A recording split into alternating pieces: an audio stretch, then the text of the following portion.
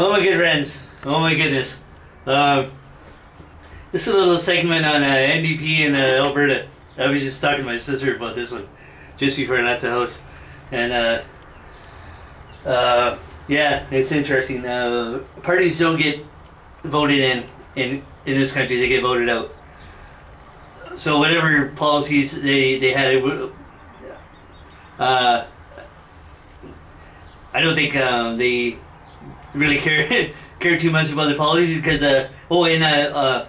just about a week before the election in Alberta, they were saying they were taking polls and saying the NDP had a really strong like showing, you know, like from the it's, well, you know, they call around and they ask people which one they're voting. But as soon as I heard that, I just right at first I thought, okay, I think the Conservative Party is getting the pollsters to make it sound like the NDP's going to be in, because they were for the longest time known as the scary party. So then people would just, like, you know, not go that way, go the other way, and nope, it turns out it's a majority too, and I'm like, really? And I'm like, okay, let's examine a few facts on how they got to be a majority. Okay, the previous party, Conservatives,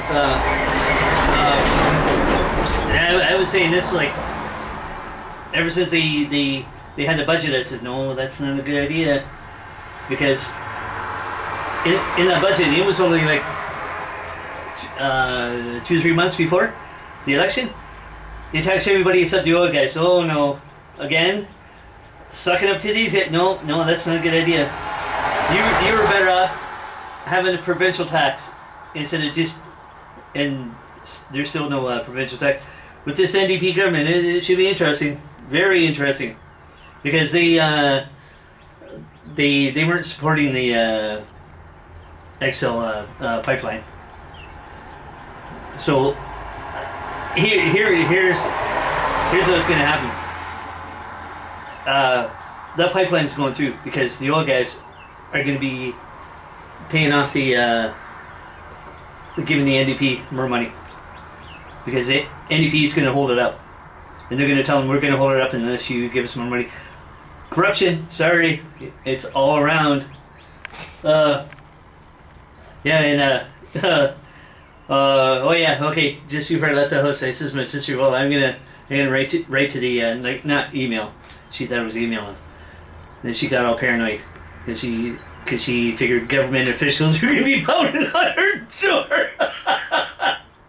I says, they come pounding on the door, they're coming looking for me as this political prisoner. Sure, yeah, come and get me. But I didn't know, I'll write to them, like, handwriting, you know, the old-fashioned way. Yeah, and I'm gonna say, well, the previous government helped the federal government, which is conservative, help get rid of our jobs, 220. And I'll tell them, look, I know you're in there and everything with the majority, so coming next election, you're gonna have to do some kind of song and dance, but if you want to have 220 for sure votes, and I'd be one of them, if you got our jobs back, or my sewing job that the Conservatives sent to China, you get those jobs back, you got 220 votes for sure. As sure as you're sitting there, there's 220. And well, yeah, it's gonna be interesting. Well, they got lots of repeat, and unless you've got a backup economy, as long as the oil is down under, okay, I haven't checked in the last little while, but about a month ago it was like under 70. It was as low as 50 something. So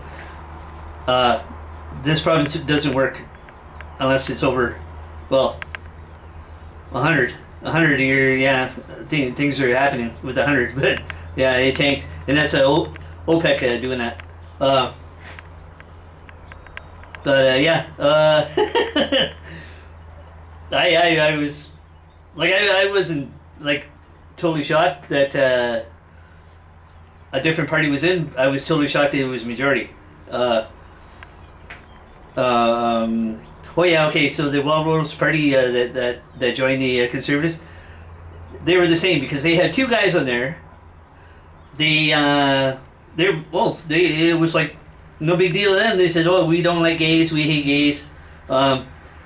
We don't support anything about gays." I'm like, "What the hell is that?" I'm like, "You guys are just like the guys that are in there." Yet the guys in there don't talk. Everybody knows they're like that. They just don't, flap their gums like these guys. So they go and join them. I'm like, oh my god, double trouble. That's what that was. I'm like, no, you guys are tanking. You're tanking. Yeah, sure enough they did. And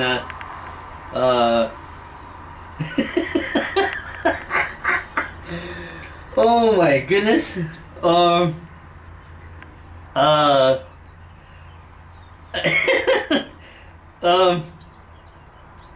Right away, I'm thinking, they're gonna want, like, people are gonna want the NDP to hammer on the oil guys because they've never been taxed. Others might say, well, you're just gonna scare them away. Well, there's a lineup of other places wanting to get in here, but these guys are in there, dicking around, holding everything up, and yeah, if they pack up, believe yeah, that's okay. There's tons more that want to come in. Well, hopefully China doesn't. They're already in there now, partially. This country take it anyway. Might as well sell the whole thing. Oh yeah, and then my town here, there's like,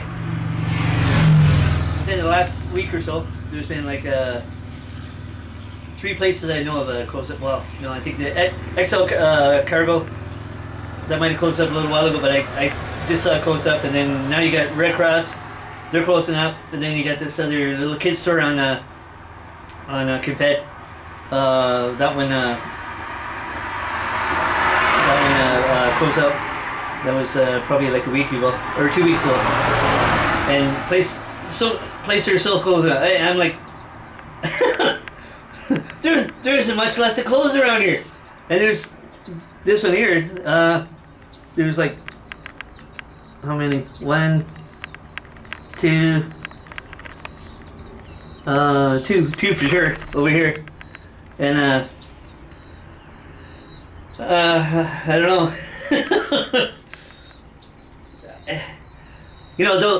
Those spares down at City Hall, the ones who closed the homeless shelter. Like, I was telling that guy that he's got to dig that bomb shelter a little deeper because he's gonna need it. And I was thinking maybe anarchy wasn't going to happen in my lifetime. I'm rethinking that now. Well, I'm thinking it's pretty close.